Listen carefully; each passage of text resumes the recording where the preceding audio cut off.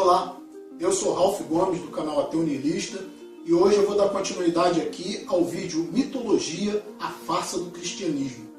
E se vocês gostarem do vídeo, por favor, dê um like, para ajudar o canal aí, e façam seus comentários, por favor, e não esqueçam de ativar o sininho aí para poder receber notificações dos novos vídeos. Então, é isso aí, vamos ao vídeo. Nas muitas das referências astrológicas e astronômicas na Bíblia, uma das mais importantes tem a ver com o conceito de eras. Através das escrituras há inúmeras referências a essa era. Para compreender isto, precisamos primeiro nos familiarizar com o fenômeno da precessão dos equinócios. Os antigos egípcios e outras culturas anteriores reconheciam que por volta de cada 2150 anos, o nascer do Sol durante o equinócio da primavera ocorria num diferente signo do zodíaco. Isso tem a ver com a lenta oscilação angular da Terra quando roda sobre o seu eixo.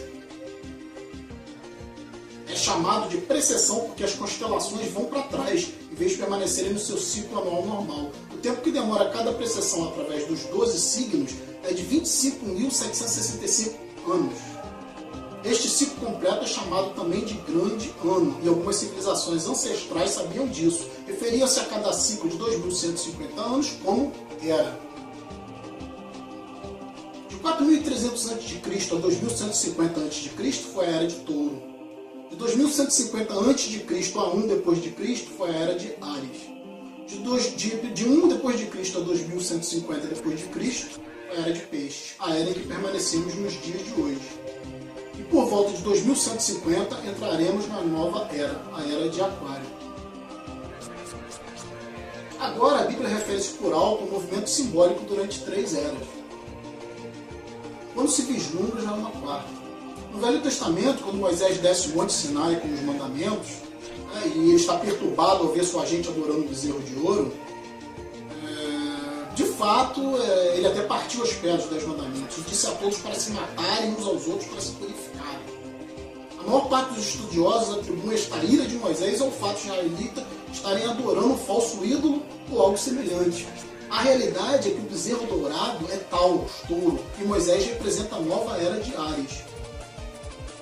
Esta é a razão pela qual os judeus ainda hoje assopram com o chifre de carneiro. Moisés representa a nova era de Áries. E perante esta era, todos têm que largar a velha. Outras divindades também marcam esta mudança, como Mitra, um deus pré-cristão que mata o touro na mesma linha simbólica. Agora Jesus é a figura portadora da era seguinte, a de Áries, a era de peixes, ou dos 2 peixes. O simbolismo de peixes é abundante no Novo Testamento. Assim como Jesus alimenta 5.000 pessoas com um pão e 2 peixes, e no início, enquanto caminhava pela Galiléia, conhece 2 pescadores que o seguem. Agora reflita se voltar a ver um adesivo de peixes, simbolizando o cristianismo. Poucos sabem que isso representa a era de peixe, um simbolismo astrológico pagão para o reinado do Sol durante a era de peixe. Jesus assumiu que a data do seu nascimento é a data do início desta era. Em Lucas 22:10, quando Jesus é questionado pelos discípulos quando será a próxima passagem, Jesus responde: Eis que quando entrares na cidade, encontrareis um homem, levando um cântaro de água. Segui-o até a casa em que ele entrar. Esta escritura é de longe a mais reveladora de todas as referências astrológicas. O homem que leva um cântaro de água é Aquários, o portador da água, que é sempre representado por um homem a despejar uma porção de água. Ele representa a era depois da era de peixes. E quando o Sol, o Filho de Deus, sair da era de peixes, Jesus entrará na casa de Aquários. E Aquário é posterior a peixes na precessão dos equinócios. Tudo que Jesus diz é que depois da era de peixes chegará a era de Aquário.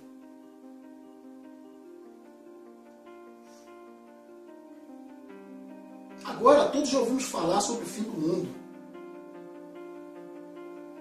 Esquecendo o lado cartunista explícito do livro de Apocalipse, a espinha dorsal nesta ideia surge em Mateus 28:20, onde Jesus diz: Eu estarei convosco até o fim do mundo, dos séculos em português. Contudo, na tradução inglesa da Bíblia, a palavra word está mal traduzida.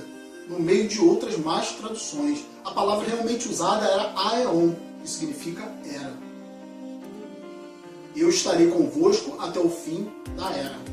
O que é verdade, Jesus, como personificação solar de peixes, irá acabar quando o Sol entrar na era de Aquário. Este conceito de fim dos tempos e do fim do mundo é uma má interpretação desta alegoria astrológica. Vamos dizer que aproximadamente 100 milhões de pessoas na América acreditam que o fim do mundo está chegando. Além disso, o fato de Jesus ser literal e astrologicamente um híbrido, né, só demonstra quão plágio do Deus Sol, Horus do Egito, Jesus é. Por exemplo, escrito há 3.500 anos atrás, nas paredes do templo de Luxor, no Egito, estão imagens da Anunciação, da Imaculada Concepção, nascimento e adoração a Horus. Começam com o anúncio à Virgem Ísis de que ela irá gerar Horus. Que Nef, o Espírito Santo, irá engravidar a Virgem e depois o parto e a adoração. Mesma história do milagre da concepção de Jesus. Na verdade, semelhanças entre a religião egípcia e o cristianismo são intrigantes. A lista é imensa.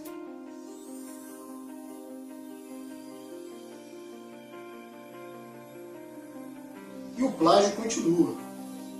A história de Noé e da sua arca é tirada diretamente das tradições. O conceito de dilúvio é comum em todas as antigas civilizações, e mais de 200 diferentes citações em diferentes períodos e tempos. Contudo, não será preciso ir muito longe, para encontrar a Epopeia de Gilgamesh, escrita 2600 a.C. Ela fala sobre grandes inundações mandadas por Deus, uma arca com animais salvos e o libertar até retornar de uma pomba. Entram em concordância com a história bíblica, entre muitas outras semelhanças. E depois é a história plagiada de Moisés. Sobre o nascimento de Moisés, diz que ele foi colocado numa cesta de cana e lançado ao rio, para evitar um infanticídio. Ele foi mais tarde salvo pela filha de um rei, criado por ela como um príncipe. Este bebê numa cesta foi tirado do mito de Sargão da Acade, por volta de 2250 a.C. Sargão nasceu, foi posto numa cesta de reis para evitar infanticídio e lançado ao rio. Foi salvo e criado por Aki, uma esposa da realeza Cádia. Moisés é conhecido como legislador, portador dos mandamentos e da lei mosaica. A ideia da lei ser passada de um Deus para um profeta numa montanha é antiga.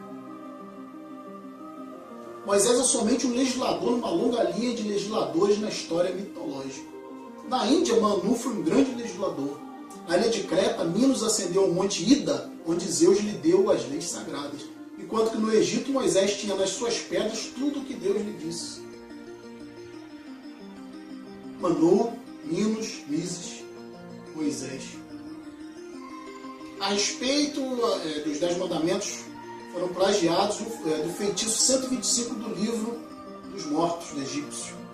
Eu nunca roubei, tornou-se não roubarás. Eu nunca matei, tornou-se não matarás. Eu nunca menti, tornou-se nunca levantarás falso testemunho. E por aí vai. De fato, a religião egípcia é o fundo de base fundamental para a teologia judaico-cristã.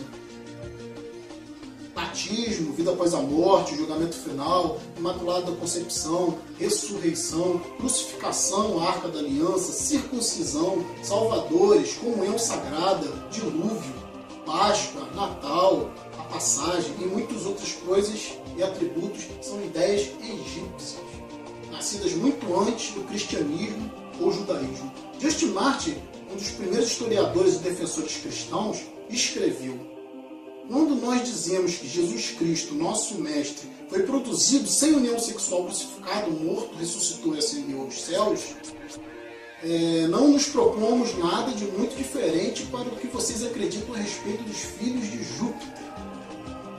Numa escrita diferente, Justin Martyr diz: ele nasceu de uma virgem, aceite a situação como o que se acredita de Deus Perseus. É óbvio que Just e outros cristãos cedo souberam como o cristianismo era semelhante a outras religiões pagãs. Para isto, Just tinha uma solução. Para além de tudo que sabemos, o diabo era quem fazia. né? O diabo teve a malícia de chegar primeiro que Cristo, que criou estas características para o mundo pagão. Piada. A Bíblia não é nada mais do que um híbrido literário astrológico, tal como todos os mitos religiosos que nos antecederam. De fato, o aspecto de transferência de atributos de uma personagem a outra é facilmente conhecido no Antigo Testamento. Vamos ver, por exemplo, a história de Josué. Josué era um protótipo de Jesus. Josué nasceu de um milagre, Jesus nasceu de um milagre. Josué tinha 12 irmãos, Jesus tinha 12 discípulos. Josué foi vendido por 20 peças de prata e Jesus foi vendido por 30 peças de prata. O irmão Judá sugere a venda de Josué. O discípulo Judas sugere a venda de Jesus. Josué começa seus trabalhos aos 30 anos. Jesus começa também aproximadamente aos 33 anos.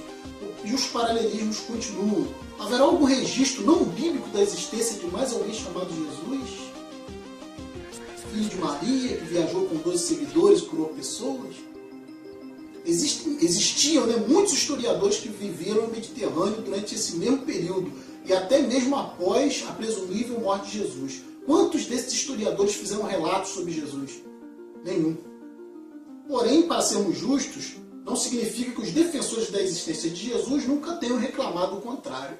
4 são particulares, como pioneiros, o Plínio, por exemplo, Jovem, Suetônio e Tácito foram os 3 primeiros. Cada uma das suas máximas consiste apenas em algumas frases em que, melhor das hipóteses, se refere a Cristos, e que na realidade isso não é um nome, é um título, que significa o escolhido. A quarta fonte é Joséfo, cujos documentos comprovados terem sido falsificados séculos atrás, e para infortúnio da humanidade ainda vistos como verdadeiros.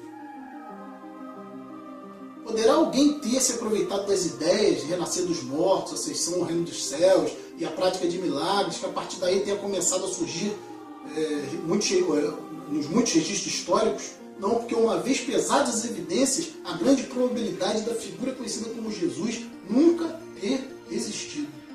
A religião cristã é uma paródia sobre a adoração do sol, em que um homem chamado Jesus foi colocado no lugar do sol e a pagar-lhe a adoração inicialmente efetuada ao sol. Nós não queremos ser indelicados, mas temos que ser factuais. Não queremos magoar sentimentos, queremos ser academicamente corretos naquilo que compreendemos e sabemos ser verdadeiro. O cristianismo simplesmente não é baseado em verdade. Consideramos que o cristianismo foi apenas uma história romana, desenvolvida politicamente.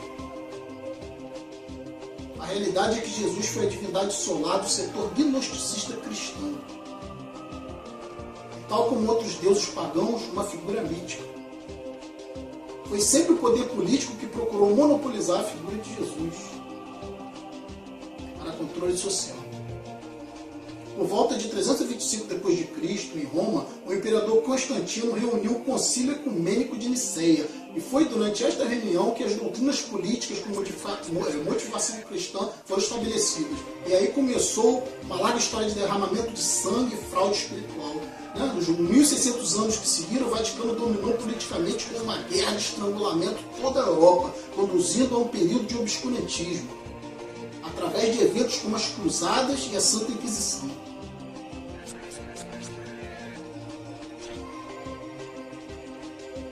O cristianismo, bem como todas as crenças teístas, são a fraude desta era. Serviu para afastar os seres humanos uns dos outros, bem como do seu meio natural.